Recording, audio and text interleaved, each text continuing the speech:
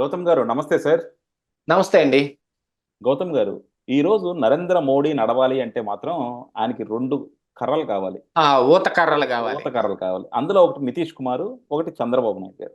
అవును. ఎందుకంటే నితీష్ కుమార్ కర్ర ఓటిదైనా సరే చంద్రబాబు నాయుడు గారి కర్ర గట్టిది కొద్దిగా. కానీ ఇప్పుడు అందరూ చెప్తుంది ఏంటంటే ఇప్పుడు బీహార్లో ఎలక్షన్స్ కూడా జరగబోతా ఉన్నాయి. అలాగే మనం కూడా చూసాము. జనరల్గా కూడా నరేంద్ర మోడీ గారికి యాంటీ కూడా పెరుగుతా ఉంది. మనం అవును. కొన్ని ఇంటర్నల్ న్యూస్‌లు బట్టి చెప్తుంది ఏంటంటే, నితీష్ కుమార్ గారు ఎన్‌డీఏ నుంచి బయటకు వచ్చేయబోతున్నారు. అందులో మనకు ఆశ్చర్యం ఏమి లేదు. ఆయన ఇలాంటి నాటకాలు చాలా కూడా ఎసారు. రావటం, అవును. బయటికి పోవడం, రావటం, బయటికి పోవటం. కానీ ఇప్పుడు చాలా కీలకం. ఆయన ఇప్పుడు గనక బయటకొచ్చేస్తే జ నరేంద్ర మోడీ గారి ప్రభుత్వం లేదంటే బీజేపీ, ఎన్‌డీఏ ప్రభుత్వం కొంచెం అస్థిరత్వంలో పడుతుంది. సో, అందుకనే చాలా మంది వణికిపోతా ఉన్నారనమాట. సో, నిజంగా నితీష్ కుమార్ గారు బయటకొస్తున్నారా? ఇది ఉత్త పుకారేనా? ఏంటి సార్? కొన్ని కొన్ని యాక్చువల్‌గా నేషనల్ ఛానెల్స్ అని నేను చెప్పలేను గానీ, నేషనల్ ఛానెల్‌కి అనుబంధంగా ఉండే కొన్ని ఉత్తరాది ఛానెల్స్. ఉదాహరణకి ఈ ఇప్పుడు ఈ బీహార్, జార్ఖండ్ ఉంది కదా! ఈటికి సంబంధించిన కొన్ని నేషనల్ ఛానల్స్‌కి సంబంధించిన రీజనల్ ఛానల్స్ అన్నమాట. వాటిల్లో విస్తృతంగా దీని గురించే చర్చ జరుగుతోంది. నితీష్ కుమార్ ఎన్‌డీఏలోంచి బయటకొస్తున్నాడు అని. ఎందుకంటే జార్ఖండ్‌లో సరయూ రాయ్ అని ఒక చాలా వయోవృద్ధుడు. ఆయన ఇంతకుముందు బీజేపీలో ఉన్నాడు చాలా సంవత్సరాలు. ఆ తర్వాత జేడీయూలో ఉన్నాడు. ఇప్పుడు ఇప్పుడు జార్ఖండ్‌కి నెక్స్ట్ సీఎం క్యాండిడేట్ అనే దాంట్లో ఆయన కొంచెం పాపులారిటీ తెచ్చుకుంటున్నాడు. ఆయన కూడా ఒక జోస్యం చెప్పాడు. నితీష్ కుమార్ సంగతి నాకు బాగా తెలుసు. రేపు ఎన్నికలు అయిపోయే లోపు నితీష్ కుమార్ ఎన్డీఏ నుంచి బయటకు వచ్చేస్తాడు. కానీ ఇప్పుడే నితీష్ కుమార్ బయటకు వచ్చినా ఎన్డీఏకు కానీ ఇప్పుడు నరేంద్ర మోడీ ఈ అధికారానికి కానీ వచ్చే నష్టం ఏమి లేదు. ఇప్పుడు ఎన్డీఏకి మొత్తం ఎన్ని ఉన్నాయండి? 292 ఉన్నాయి. ఆ 292లో ఆయనకున్నవి తీసేసినా ఇంకా ఏం కాదు. ఇప్పుడు ఒకవేళ చంద్రబాబు నాయుడు ఒక్కడే బయటకు వచ్చాడు అనుకోండి, వెంటనే కేంద్రంలో ఉన్న ప్రభుత్వం ఏం కూలిపోదు. కానీ చంద్రబాబు నాయుడు, నితీష్ కుమార్ ఇద్దరు కలిసి బయటకు వచ్చారనుకోండి, సందిగ్ధంలో పడిపోతారు. ఇద్దరు కలిసి కనుక బయటకు వస్తే అసలు అసలు ప్రాబ్లం అక్కడ ఉందన్నమాట. ఇలాగా కొంతమందిని పోగేస్తే వాళ్ళని బయట ఆయన ఈ ప్రభుత్వం కూలిపోయే అవకాశం ఉంది అని అంటారు. కానీ ఇండియా కూటమి ఆశిస్తోంది ఇలాగా ఏదో ఒకటి జరిగి మధ్యంతర ఎన్నికలు వస్తే మోడీని ఈసారి మనం గ్యారంటీగా రాకుండా ఆపేయగలుగుతామని. కానీ నితీష్ కుమార్ వచ్చినంత మాత్రాన వాళ్ళ అధికారం ఏం పోదు. కానీ నితీష్ కుమార్ అస్తిత్వం నితీష్ కుమార్ కాపాడుకోవాలి కదా. మొన్న అందుకోసమనే చంద్రబాబు నాయుడికి 15,000 కోట్లు రాజధాని కోసం, ఆయనకి రోడ్ల కోసం 45,000 కోట్లు బీహార్కి ఇచ్చారు కదా మొన్న బడ్జెట్లో. మీరు నేషనల్ మీడియాలో పేపర్లో కూడా మీరు కార్టూన్లు చూసారంటే ఈ నిర్మలా సీతారామన్ అందరికి వడ్డిస్తూ ఉంటుంది. అందరు కుసరు కొద్ది కొద్దిగా వడ్డిస్తూ ఉంటే ఒక పక్కన నితీష్ కుమార్, చంద్రబాబు నాయుడు నుంచొని ప్లేట్ నిండా ఇంత పెట్టుకొని హల్వా తింటుంటారు. అదే బడ్జెట్ హల్వా. మొన్న రాహుల్ గాంధీ కూడా ఆ హల్వా మీద ఒక పెద్ద మ్యాటర్ చేస్తే నెత్తి కొట్టుకుంది నిర్మలా సీతారామన్. ఎక్కడి నుంచి ఎక్కడికి తీసుకొచ్చి కలిపేవరు అయ్యా అని. అట్లాగనే ఇప్పుడు నితీష్ కుమార్ కూడా చాలా ఇచ్చామని. కానీ నితీష్ కుమార్కి ఏంటి, రాష్ట్రానికి ఎన్ని ఇచ్చారు వీటన్నిటికంటే కూడా తిరిగి ఆయన మళ్ళీ సీఎం అవటం నితీష్ కుమార్కి మోస్ట్ ఇంపార్టెంట్. ఆయనకి అవసరం అదే కదా. రాష్ట్రానికి ఎన్ని నిధులు వచ్చినాయి అనే దానికంటే కూడా తిరిగి నాకు మళ్ళీ సీఎం పదవిని నాకే వస్తుంది, నాకే ఇస్తారు అని అంటే నితీష్ కుమార్ రూపాయి తెచ్చుకోకపోయినా కూడా ఆయన ఆనందంగాను హాయిగానే ఉంటాడు. వీటన్నిటిని బట్టే మరి ఆయన సరయూ రాయ్ చెప్పాడేమో.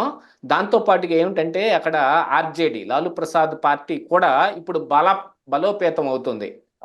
అసలు యూపీలో ముందుగానే ఉపద్రవం వచ్చింది. కానీ ఈ యోగి ఆదిత్యనాథ్ మూలాన కావచ్చు, మోడీ మూలాన కావచ్చు, అక్కడ ఇండియా కూటమి పైచేయి సాధించింది. సమాజ్వాదీ పార్టీ, కాంగ్రెస్ పార్టీ కలిపి బీజేపీని తొక్కేసినంత పరిస్థితులు జరిగాయి మొన్న సార్వత్రిక ఎన్నికల్లో. అదే బీహార్లో ఏమైంది, నితీష్ కుమార్ని అడ్డం పెట్టుకుని వీళ్ళు కొంత లాక్కు రాగలిగారు. కానీ ఏం జరిగింది మరి, నితీష్ కుమార్ ఇప్పుడు బీజేపీ వాళ్ళతోటి ఎందుకు పొత్తులో ఉన్నాడు, ఈ విషయాలన్నీ ఇప్పుడు మొత్తం బహిర్గతం అయిపోయినాయి కదా. ఇండియా కూటమి కూడా అక్కడ బలంగా పనిచేస్తుంది. మరి లాలూ ప్రసాద్ యాదవ్ తోటి కూడా వాళ్ళు గట్టిగానే ఆ, వా- వీళ్ళు కూడా కలిసి అక్కడ ఎక్కువ ప్రభావం చూపించడానికి నితీష్ కుమారు బీజేపీలు వీళ్ళకి ఉన్న ప్రభావం తగ్గించడానికి వీళ్ళు అనేక రకాల ప్రయత్నాలు చేస్తున్నారు. దీంతో పాటుగా బీహార్ ఛానల్స్ నుంచి వస్తున్న కొంత సమాచారం ఏమిటాయంటే నితీష్ కుమారు సింగిల్ గా సీఎం గా ఉండటానికి వీల్లేదు, ఆ సీఎం పదవిని బీజేపీతో పంచుకోవాల్సిన అవసరం ఉంది. 5 సంవత్సరాలు ఆయన సీఎంగా ఉంటామంటే బీజేపీ కూడా ఒప్పుకునే పరిస్థితులు లేవు. రేపు వచ్చే ఎన్నికల్లో ఇదే మెయిన్ ఎజెండాగా నడవబోతోంది. సగం సీఎం సీటు ఇప్పుడు ఇక్కడ పవన్ కళ్యాణ్ వాళ్ళు అడుగుతారు చూడండి, జన సైనికులు సగం సీఎం సీట్ ఇస్తారా అని. వాళ్ళకు ఉన్న ఓట్ల శాతం అంతా సీఎం సీట్ అడగటం ఏంటి అలాగా. కానీ ఇప్పుడు బీజేపీ మరి అక్కడ కొంచెం స్ట్రాంగ్ గానే ఉంది కదా, అందుకని వాళ్ళు ఖచ్చితంగా సగం సీఎం సీట్ ఇవ్వాలి, అది కూడా వాళ్లే ఫస్ట్ సీఎం అవ్వాలి అనే ప్రతిపాదన రాబోతోంది అనేది ఇప్పుడు ఈ సరయూ రాయి మాటల ద్వారా బయటకు వస్తుంది. మరి ఇక నితీష్ కుమార్ ఎందుకు ఒప్పుకుంటాడా? ఒక్క రోజన్నా సీఎం బీజేపీకి అవటానికి ఒప్పుకుంటాడా? మీరు కావాలంటే కేంద్రంలో అధికారంలో ఉన్నారు కదా, మేమేం అడిగాం, మేమేం అడగకుండా మీకు గట్టిగానే మద్దతు ఇచ్చాం కదా, మీరేంది ఇక్కడ నా సీఎం సీటుకి పొగబెడుతున్నారు అని అడుగుతాడు కదా. అడిగేటప్పుడు ఏమవుద్ది, ఇంకా బయటకు రావటమే మిగిలిద్ది. నితీష్ కుమార్ బయటకు వచ్చినా కూడా చంద్రబాబు నాయుడు వస్తాడు రాడు అనేది మనం చెప్పలేం కదా. నితీష్ కుమార్ బయటకు వెళ్ళినా కూడా అధికారానికి వచ్చే ఇదేమి లేదు. అదేమి లేనప్పుడు నితీష్ కుమార్ మాత్రమే మెదలకుండా ఊరుకుంటాడా? ఆయన ఒక్కడే బయటకు వెళ్ళి మీ సావు మీరు సావండి, నేనేదో ఎన్నికల్లో పోటీ చేస్తాను, మీరు పైన అధికారాలు వాడి ఇప్పుడు ఆల్రెడీ నితీష్ కుమార్ పార్టీ నుంచి ఉన్న కొంతమంది మీద ఈడీ దాడులు కూడా జరుగుతున్నాయి. అందులో ఒక వ్యక్తి దగ్గర నుంచి 40,000 కోట్లు ఏమో ఆస్తులు అటాచ్ కూడా చేశారంట. మరి అంతా వచ్చి మరి మళ్ళీ నితీష్ కుమార్ కిందనే కదా జాగ్రత్త అవన్నీ. ఆల్రెడీ నితీష్ కుమార్కి పొగబెట్టడం మొదలుపెట్టింది కేంద్రంలో ఉన్న బీజేపీ. ఓ పక్కన పెట్టుకొని వాళ్ళిద్దరు భుజాల మీద చేతులు వేసుకొని తిరుగుతా ఒక కర్రకి నిప్పట్టించింది. మరి ఆ నిప్పి అంతటితో ఎందుకు ఊరుకుంటుంది? నితీష్ కుమార్ ఇప్పుడు చంద్రబాబు నాయుడు వెళ్ళి నితీష్ కుమార్ తోటి మాట్లాడకపోయినా కానీ నితీష్ కుమార్ అడిగే అవకాశం ఉంది కదా. నా కింద పొగ పెడుతున్నారు, నువ్వు కూడా బయటకు రా, మన ఇద్దరం కలిసి ఇండియా కూటమి వైపు వెళ్ళిపోదాము, వీళ్ళ ప్రభుత్వాన్ని పడేసే అవకాశం ఉంది, మనకి వేరే చూసుకోవాలి మనం, ఇప్పుడు నాకే కాదు మీకు కూడా ఇలాంటి పరిస్థితి రావచ్చు అని ఆయన సెగేశాడు అనుకోండి. సెగేస్తే సెగ పడవచ్చు. ఎందుకో తెలుసా, మొన్న మన ఆంధ్రప్రదేశ్ రాష్ట్రానికి వచ్చింది ఏదో గొప్పగా మనం ఇప్పుడు చెప్పుకుంటానికి ఉంటుంది, కానీ అది ప్రపంచ బ్యాంక్ నుంచి వచ్చిన అప్పే.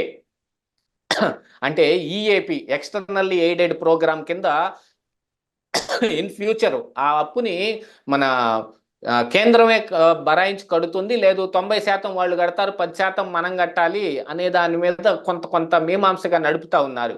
అసలు ఏమిటనేది క్లియర్ లేనప్పుడు వాళ్ళు రేపు వచ్చి గట్టిగా చెయ్యెత్తేస్తే, ఇది 2014 నుంచి 19 మధ్యలో దాకా చంద్రబాబు నాయుడికి ఆ అనుభవం కూడా ఉంది, స్వానుభవం ఉంది. ఏదైనా ఒకటి జరిగితే ఈయన కూడా బయటకు వచ్చే అవకాశం ఉన్నాయి. నితీష్ కుమారే కాదు, చంద్రబాబు నాయుడు కూడా బయటకు వస్తాడు ఆ రోజున. ఏది నితీష్ కుమార్ ఏ రోజైతే వాళ్ళతోటి విభేదించి బయటకు రావటం మొదలు పెట్టాడు, ఆయన్ని పొగ పెట్టుతున్నారు నితీష్ కుమార్కి బీహార్లో. ఈ విషయాన్నే సరయూ రాయ్ చెప్పాడు ఖచ్చితంగా జార్ఖండ్ నుంచి. ఈ ఛానల్స్ లో వచ్చిన దాని ప్రకారంగా మనకు అర్థమవుతుంది ఏంటంటే నితీష్ కుమార్ అసంతృప్తిగానే ఉన్నాడు. ఆయన మీద ఈడీ దాడులు జరుగుతున్నాయి, ఇది పర్టికులర్గా ఆయన మీద కాకపోయినా ఆయన పార్టీ మీద. మొన్నేదో ఆర్భాటంగా ఇచ్చారు, మళ్ళీ పట్టకపోతున్నారు. నితీష్ కుమార్కి సగం సీఎం సీటుకి పొగ పెడుతున్నారు. ఎలా ఉంటాడు ఆయన మాత్రం? పోగేస్తాడు, సెగేస్తాడు, ఏదో ఒకటి చేస్తాడు. అది మాత్రం ఖచ్చితంగా కనపడతా ఉంది కళ్ళకి. డెఫినెట్గా చూద్దాం సార్. ఎందుకంటే నితీష్ కుమార్ నేచర్ తెలిసిన వాళ్ళు ఎవరైనా సరే, నితీష్ కుమార్ ఆయనకి సెంట్రల్ పాలిటిక్స్ కన్నా స్టేట్ పాలిటిక్స్ ఇంపార్టెంట్. స్టేట్ పాలిటిక్స్లో బీజేపీ వల్ల నష్టం వస్తుందన్నా, లేదంటే బీజేపీ వల్ల ఆయన పదవికి ఎసరు వస్తుందన్నా సరే, ఆయన డెఫినెట్గా బీజేపీ నుంచి బయటకు రావడానికి ఏమాత్రం సంకోచించడు. సో జరుగుతున్న పరిణామాలు చూస్తుంటే మాత్రం కంపల్సరీ బీజేపీ వాళ్ళ తత్వం కూడా మనకు తెలుసు కాబట్టి రేపొద్దున కంపల్సరీ సీట్ షేరింగ్ ఏదో ఒకటి అడుగుతారు. ఈయనకు అది వర్కౌట్ అవ్వక కంపల్సరీ బయటకు వస్తాడు. అలాగే ఇప్పుడు ప్రశాంత్ కిషోర్ కూడా అక్కడ పార్టీ పెట్టాడు, ఇవన్నీ చేస్తున్నారు కాబట్టి బీహార్లో పాలిటిక్స్ చాలా ఇంట్రెస్టింగ్ ఉండబోతున్నాయి. అండ్ బీహార్లో జరిగే రాజకీయాలు నేషనల్ లెవెల్లో ఇంపాక్ట్ చూపబోతున్నాయి.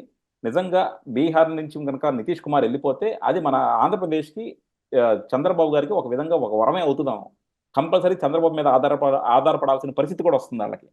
సో అది జరగాలని అలా కోరుకుందాం. ఆధారపడేటప్పుడు వీళ్ళు ఏం చేస్తారు, బీజేపీ దానికి కూడా సిద్ధపడిద్ది. ఒక ఊతకర్రకి నిప్పెట్టినప్పుడు రెండో ఊతకర్రని మాత్రం గట్టిగా పట్టుకొని ఉంటుందా? మీరు ఆలోచించుకోవాలి. అక్కడ బీజేపీ యొక్క నేచర్ ని కూడా మనం ఒకసారి అర్థం చేసుకోవాల్సిన అవసరం ఉంది. చంద్రబాబు నాయుడు నేచర్ మనకు తెలుసు. ఎంత ఆయన రాష్ట్రం కోసం కొన్ని అవమానాలు పడమన్నా పడతాడు, కానీ ఎన్ని అవమానాలు పడతాడు? మంట మీద మంట పెడుతుంటే పడతాడా? వచ్చే అవకాశం ఉంది. 2019లో కాంగ్రెస్ పార్టీ దగ్గరికి వెళ్ళలేదు, నేషనల్ పార్టీ తోటి దాంతో కలిసి ఉండాలని అన్ని రకాల ఆలోచన చేయగలిగిన వ్యక్తి చంద్రబాబు నాయుడు. ఆయన కూడా తక్కువ అంచనా వేయటానికి వీల్లేదు. కావాలి అని అంటే అసలు బీజేపీలోనే పొగ పెట్టగలరు కొంతమంది, అలాంటి వాళ్ళు ఉన్నారు. ఇప్పుడు బీజేపీలో నరేంద్ర మోడీ మీద, అమిత్ షా మీద బోల్డంత వ్యతిరేకత ఉంది. అమిత్ షాని అసలు ఇప్పుడు సెకండరీ గ్రేడ్ లీడర్ కింద కూడా వాళ్ళు ట్రీట్ చేయటం లేదు. యూపీ నుంచి కాకుండా కేంద్రంలో కూడా నరేంద్ర మోడీకి పొగబెట్టే వాళ్ళు కొంతమంది తయారవుతున్నారు. సొంత పార్టీలోనే, బీజేపీ పార్టీలోనే పొగబడబోతోంది. మధ్యంతరం ఖచ్చితంగా వచ్చే అవకాశాలు మెండుగా కనిపిస్తూ ఉన్నాయి. అది సంవత్సరానికి కావచ్చు, 2 సంవత్సరాలకి కావచ్చు. ఈ టర్మ్ మోడీ 5 సంవత్సరాలు ఉంటాడు అనేదైతే గట్టిగా నమ్మకం లేదు. 99% మధ్యంతరం వచ్చి తీరుతుంది. చూద్దాం సార్, డెఫినెట్గా. ఎందుకంటే చాలా మంది కూడా చూస్తున్నారు. అండ్ అలాగే ఈ మోడీ గారి ప్రభుత్వానికి కూడా చాలా వ్యతిరేకత కూడా వస్తుంది కాబట్టి దేన్ని కూడా తోసిపుచ్చలేం.